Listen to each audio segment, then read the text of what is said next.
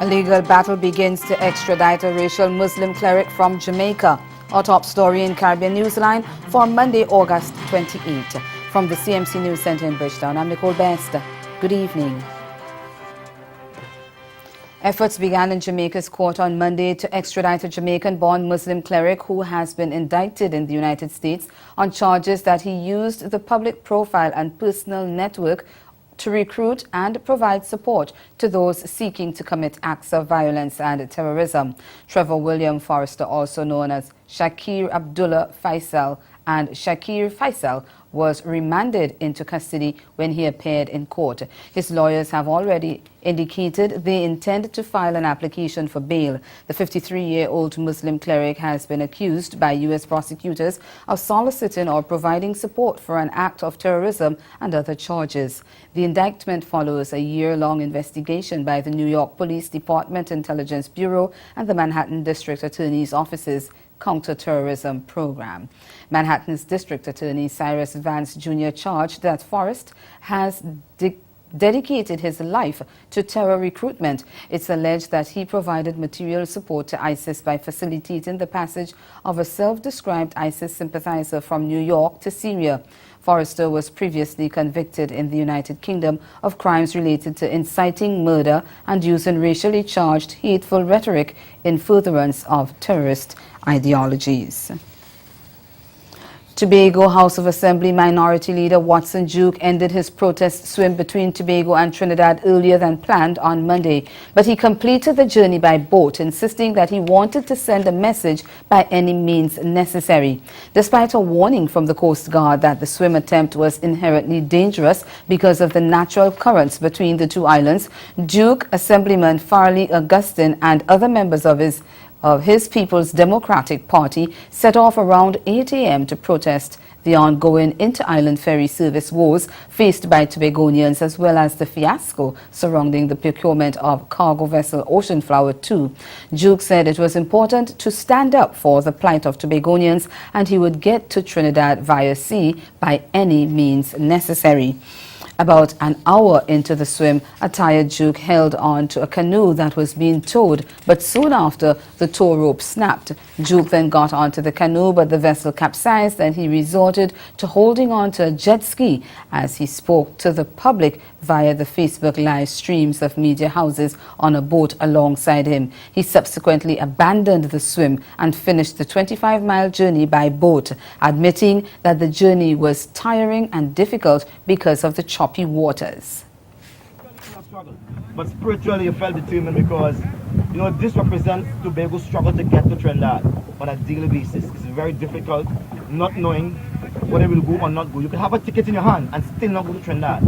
You can arrive and be on the boat and still be told the boat has broken down. You must now go back. You think you've made a point? You think people believe in you now? I think we have raised the level of discussion. It's not really about believing in me or even Farley or even the House of Assembly, but it's believing in the struggle Tobagonians have to go through to go to Trinidad. Every single Friday night, there are Tobagonians sleeping on the airport. Every single day, there are persons who refuse to study because they refuse to go to Trinidad and study. After arriving in Toko, the most northeasterly village on Trinidad, he told reporters he and the others were amateur swimmers and he believed they had done well in the circumstances. An international group based in Switzerland says Trinidad and Tobago is a hub for an alarming number of illegal immigrants. In its online report, Global Detention Project says there are currently 100,000 undocumented migrants living in the Twin Island Republic. The report says that at the rate foreigners are migrating to the country, national security could be seriously compromised. It says Trinidad and Tobago is a stomping ground for illegal immigrants because it is one of the wealthiest countries in the Caribbean. According to the report, Guyanese and Jamaicans formed the two major groups of migrants living there illegally. It added that Venezuelans and people from Ghana were also seeking refuge in Trinidad and Tobago in droves due to the economic situation in their countries. The Global Detention Project report also noted that the treatment of detainees from Africa had been criticized due to the length of time they remained in custody. In many cases, immigrants remained in detention up to 3 years. Over in Guyana, the pilot of the Air Service's Cessna aircraft that went missing early Sunday has been confirmed dead. On Sunday afternoon, shortly after locating the missing aircraft, members of the Guyana Defense Force discovered the lifeless body of the pilot, Imran Khan. He was the only person on board the aircraft that went down in the jungle. According to reports, Khan was operating the flight between the villages of Chichi and Madia in Region 8, where air traffic controllers lost all contact with him. Shortly afterwards, another aircraft operating in the same area managed to pinpoint the location of the plane based on a signal from the emergency locator transmitter. This is the second fatal accident involving a domestic aircraft in Guyana in recent years. That's in recent weeks. Last month, a Roraima Airways pilot lost his life when his small aircraft went down just after takeoff. Then earlier this month, another crash involving a Wings Aviation aircraft left its pilot nursing several serious injuries. Investigations into those two accidents are also ongoing. Prime Minister Alan Chastanet has named Herod Stanislaus as the new Minister of Agriculture, replacing Jimmy Henry, who resigned abruptly last month, citing personal reasons. Chastanet said that Stanislaus, who served as a junior minister in the Ministry of Agriculture, Fisheries, Physical Planning, Natural Resources and Cooperatives, had proven himself to be a dedicated and hard worker on the part of the people of St. Lucia. And he said the ministry he had been assigned to is essential to the ambitious economic agenda his government has set out. Stanislaus thanked Chastanet for showing confidence in his ability. The Secretariat of the African, Caribbean and Pacific Group has launched a book about the Economic Partnership Agreement and its impact. The book is titled The ACP Group and EU Development Partnership Beyond the North-South Debate. Its launch comes as the group prepares to negotiate a new agreement in 2020. ACP Secretary General Dr. Patrick Gomes tells CMC News the book, which was published in memory of Professor Norman Govan and Mr. K. Whiteman, looks at the future perspectives of the ACP Group. The book covers the background to the relationship of 42 years in which the ACP, from the Georgetown Agreement in 1975, has collaborated on trade, investment, services, development cooperation, of course, and political dialogue with the European Union. We have chapters, of course, looking very critically at the EPAs, the Economic Partnership Agreement. As you know, the CARIFORUM group, which is CARICOM plus Dominican Republic, was the first and only member of the ACP to have a full EPA agreement signed in 2008. Since then, the Southern Africa Development Community of Southern Africa has also completed their EPA. There are a lot of tensions about the EPA because it was too heavily emphasizing the reciprocity aspect and also looking at trade as if trade can be in itself a development tool without development cooperation and our infrastructure and services brought into the context. Another of the issues addressed by the book is that of migration and remittances. 3 times as much comes from remittances of our ACP countries and migrants in place of development cooperation. So the book has put a number of issues on the table that will be very informative as background when we look at negotiating a new agreement with the European Union. Coming up in Newsline Sport, West Indies face a Herculean task on the final day of the second test against England. Are you missing out? It's the summer of 60. Up to 60% off accommodations, travel, tours, and special deals. Plus, the music, the party, the vibes, the celebration of the 60th Carnival. It's the summer of 60. Yeah! Love Antigua and Barbuda. Antigua and Barbuda. The beach is just the beginning. Take advantage of these special deals. Go to visit AntiguaBarbuda.com for more info. Do you want a real Barbadian experience with peace and tranquility? A home away from home feeling? Come and stay at Best E Villas. We offer 2 amazing locations to choose from, Prospect St. James or Christchurch. Plan a staycation for your anniversary, birthdays, summer or winter breaks, or any special event. Best E-Villas is located in close proximity to our lovely beaches. Call us now at 246-425-9751 or visit us at bestevillas.com and make your booking for the best in villas.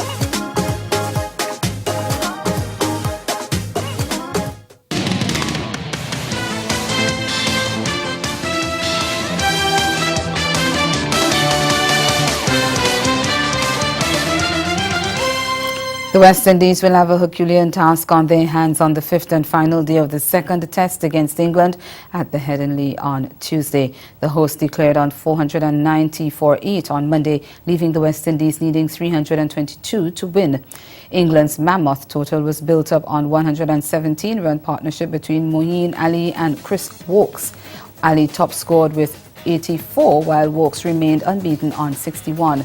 David Mallon was also instrumental in setting up England's strong position. England was on 251 for 4 at lunch when Stokes and Mallon ended their fifth wicket stand to 91 before being separated.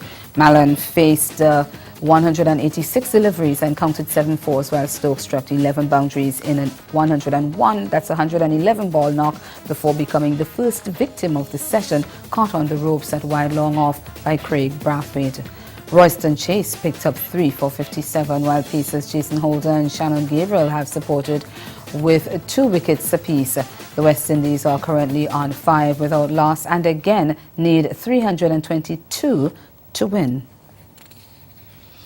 Over to action from the Caribbean Premier League over the weekend when Brendan McCullum smashed a scintillating half-century as Trinbago Knight Riders trounced Jamaica Talawas by 36 runs to rattle off their 6th straight win in the Caribbean Premier League in Jamaica on Saturday night.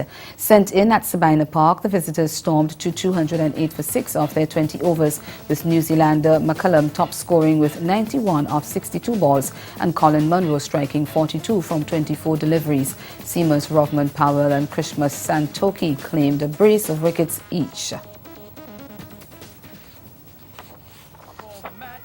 Charges, and he's back in the sheds, Mel Jones. Yeah, well, it wasn't starting well to undo that record, was it? A comfortable catch to Odin Smith coming into the game. But then after the first ball, well, it was just the Brendan McCullum show. He just smoked it to all parts. He hit square well, he hit down the ground well. Don't stress, because that was a free hit. Keswick Williams didn't know, though. He's putting it in the notebook. What do you mean it's a free hit, Skip? That's my highlight of the CPL 2017 when Keswick realised. But look at this. McCullum, 91 from 62. Munro, 42 from 24. They put on 62, and it was entertainment absolutely all over. That's a great straight shot. And McCullum was just in one of those nights, one of those feelings, one of those moods where anything up was going straight over the fence for hero maximum. That was the end of Munro. Caught Simmons bowled power for 42. Yeah, look, wonderful partnership. And in between it all, yes, he hit the ball well, but he rotated the strike well as well. That was the 50 coming up. He's been in some pretty good form at the moment, and it all bodes well for the Knight Riders when he is hitting it this well. That is just a massive swing of the bat and a big straight hit. And Darren Bravo didn't want to miss out either. He's had a fantastic tournament, and he's batted well alongside Brendan McCullum. Times the ball well. He's got a nice sweet swing of the bat. Eventually, though, he holed out, caught McCarthy, who's good in the outfield, bowled Rodman Powell for 28 off 13. Yeah, Robbie Freilink came in and struck the ball lustily, 15 from 10. So just kept the momentum going, which was really important until Powell took... Have a look at this. This is a pretty good catch too in testing conditions of Santoki. Yeah, it was a good catch under the lights here. Pretty difficult. McCullum eventually holed out. Shame he didn't get his 100. 91 from 62 balls. That was the first ball Bravo faced. He just carved it away over point. And some good late hitting as well. And in the end, they got all the way to 208, which was the equal highest score for the CPL of 2017. In reply, Captain Kumar Sangakkara stroked 53, his second straight half-century, but Talawas came up short at 172 for 7 of their 20 overs. Lyndall Simmons chipped in with 32 and Powell got 30, while seamer Javon Searles claimed 3 for 27. And just like we saw an early wicket in the first innings, this time it was Phillips' stump, second ball of the evening. Yeah, look, it was unbelievable to think that it could almost be the same, because then all of a sudden Sangakkara came out once again. just hit the ball so nicely from ball one, and you thought, is he going to do it, Brendan McCullum? He was helped on the way. Darren Bravo put him down at point. Simmons was in good touch, an 85-run partnership. Lyndall Simmons, 32 from 19. Catches went down, and you were thinking, are that going to hurt the T-car? Look at this from Sangakkara. 70-odd the other night, and again in fine form. Hit a 4 off his first ball and didn't look troubled. Certainly didn't, and was batting so nicely with Lyndall Simmons as well. They were sort of taking it in turns when a couple of times they struggled, and then Robbie Freilich came in, kept it simple, full, straight, few miss-eye hit. And that was pretty much the turning point, because directly after that was the end of Simmons caught Ramden, bowled Searles. He got his first of 3 wickets. Powell came in, tried to get some runs, did well alongside McCarthy, who made 21 off 12, was striking the ball absolutely beautifully, but the run rate was going up, and when McCarthy fell, caught McCullum, bowled Bravo for 21. It was pretty much curtains. Yeah, it was. It came down to Powell, and we've spoken about him so many times, one of the young all-rounders, and these shots says that, I tell you what, keep an eye out for this guy because he's a talented youngster. But unfortunately, just the flexibility in the bowling lineup. Searles picked up 3 wickets, was on a hat-trick at one stage. Really good opportunity for him to get amongst the wickets as well. Then Beaton chipped in with an LBW at the back end. That was to get Santoki. A couple of boundaries right at the end, but really from Jonathan Fu. But it was all done and dusted by that stage. Yeah, the first time the Trinbago Knight Riders have won a match here at Sabina Park against the Tallawahs. DJ Bravo loved it, as he would. His team moves to the top of the Hero Motor Corp leaderboard. Meanwhile, Barbados Tridents will be banking on home advantage to stake their spot in the playoffs of the Caribbean Premier League at the Kensington Oval. On Tuesday, they take on Guyana Amazon Warriors in what is a must-win situation for the side. The Tridents lie 5th on the table on 4 points with only 2 wins from 6 matches played, while the Amazon Warriors are leading them in the 4th position with 3 wins from 8 matches. Speaking at a press conference in Barbados on Monday, Captain Kieran Pollard said he believes going back to the basics is key for the team in this leg of the tournament. We said we have to go right back up to the basics. That's simple things like watching the ball straight into the hand when it's coming. We have dropped a lot of catches throughout the tournament, all teams, but our catches have cost us most of the games. So I think going back to the basics, running around the ball, getting towards the ball, getting your body behind the ball, straight back down to the, as we say, the level of ABC in terms of cricket. I said you can have a player, you can hit the ball, you can bowl, you can do whatever. But once you don't do the basics and you don't do the simple things right, then it's never gonna happen to you. And again, that has happened to us, and we have emphasized it over and over and over. So now, as I keep saying, it's enough about the talk and actually do it. England captain Owen Morgan, who received a late call-up, agrees with Pollard. I think so. I think it's a pretty big week in essence of everything. If we win tomorrow, there's no reason why we can't go on a bit of a stretch. And equally so, our chat so far have been around the basics of the games that we haven't probably gotten right in the start of the tournament, but very easily put them right in the games coming up. It's not too hard to re-engage with the basics of the game the whole time, and we have the flair within our team to allow us to play that way, but you need to do the basics of the game right in order to achieve it. The first ball bowls off at 6 on Tuesday at the Kensington Oval. And that's the sports, and we will be back with a wrap of the 13th Caribbean Festival of the Arts. Do stay with us.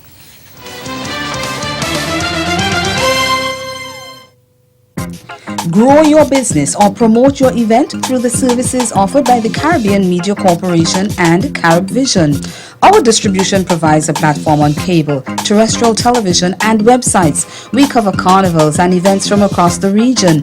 We can bring your event live and alive to the world. For music makers, program producers, businesses, we can expand your reach to in excess of 2 million households daily. Our other services include news updates to enhance your media products, studio space for program and development. We can facilitate the launch of new products and services and training. Contact us and we will help you unleash your creative ability, develop products and services, and provide the medium to watch them grow.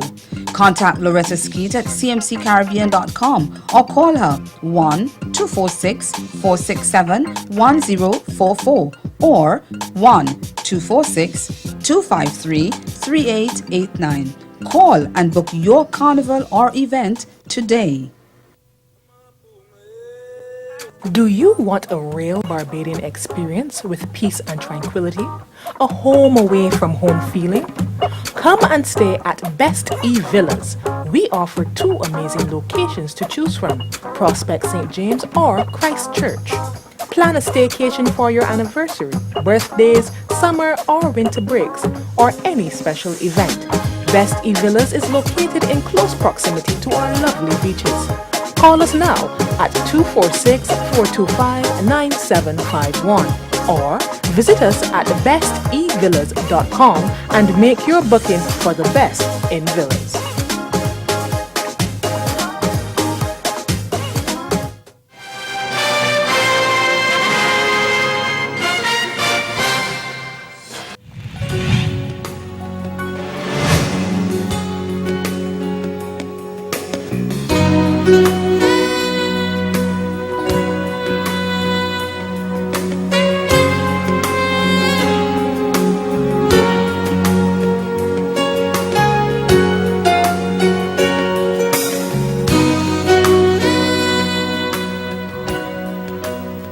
After 10 days of Caribbean fashion, entertainment, cuisine and exhibition, CariFesta 13 came to an end on Sunday.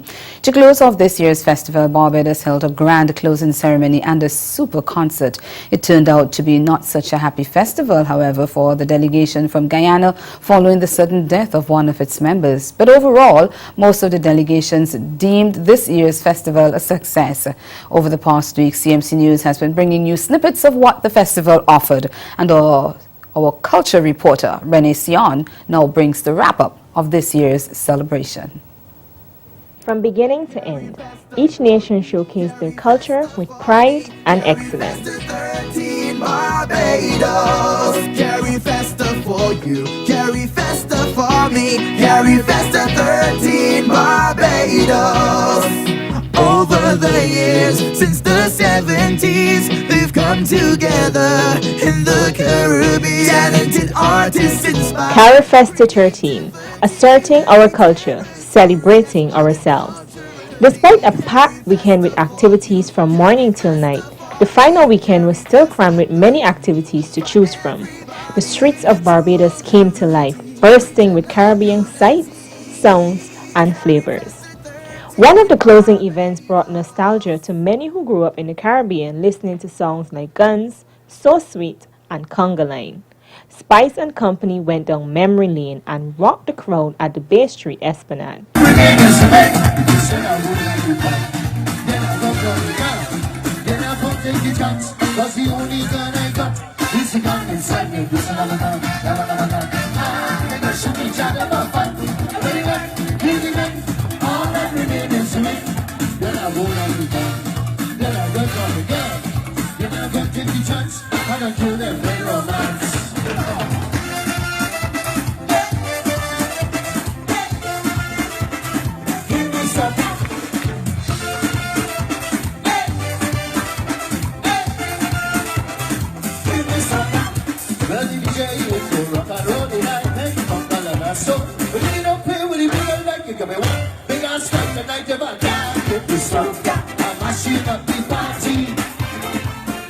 A festival of arts is never complete without some good old Caribbean humor. Anybody in here celebrating their birthday anytime soon? Which part, way? Stand up, madam, stand up. Or is that man?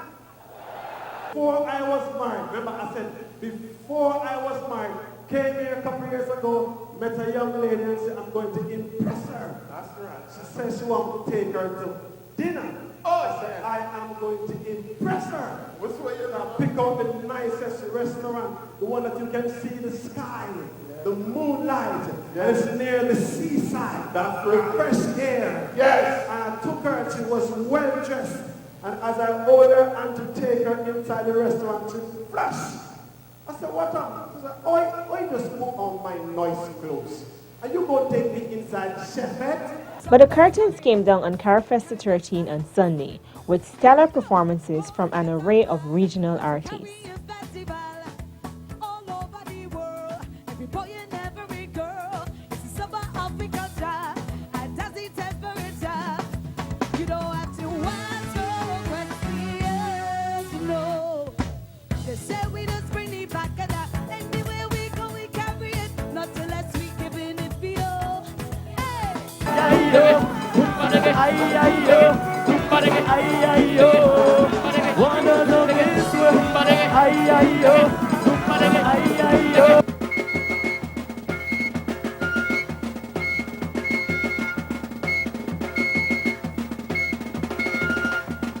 Barbados now pass the baton on to Trinidad and Tobago, who will be hosting Carifesta 14 in 2019.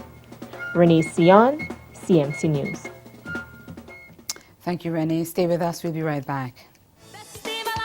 The government of Dominica and Discover Dominica Authority welcomes you to the most unique Caribbean island, Dominica. Bursting with life, with energy, Dominica enraptures you in the vibrancy of the 20th edition of the World Creole Music Festival, October 27th, 28th, and 29th. Windsor Bank Sports Stadium, Rolzo, Dominica, featuring Marshall Montano, Sweet Mickey, Movado, Kalasha, Bungie and Fayan, Class, Sakai, Zuko Stars, Roman Virgo, Itana, Issa Banton, Triple K International, Yemi Holiday, Mizikano All Stars, Breathe, Swinging Stars, and more. Be part of the spectacle. This is the World Creole Music Festival, held in the nature island of the world, Dominica. Season tickets US $125 or $325 EC. Nightly tickets US $48 or $120 EC. Visit DominicaFestivals.com, where you will yearn for more. Say Mizikano. Dominica. In a place where legends start, the beach is just the beginning. So live a little for the exhilaration and the color of every moment, where time is and life is a spirited event. Immerse yourself in the culture, the music, the people, the island. Love Antigua and Barbuda.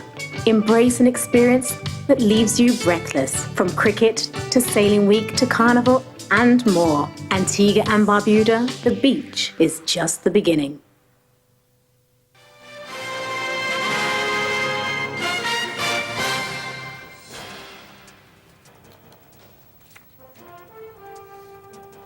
Again, the major developments of this day. Efforts began in Jamaica's court to extradite a radical Muslim cleric accused by the United States prosecutors of soliciting or providing support for an act of terrorism and other charges. And in sport, West Indies will face a Herculean task on the final day of the second test against England, needing 322 runs to win. That's Caribbean Newsline. For news and sport around the clock, log on to CarnaNews.com. We'll be back here again tomorrow. But from all of us at CMC News, thank you for watching and do have yourselves a good night.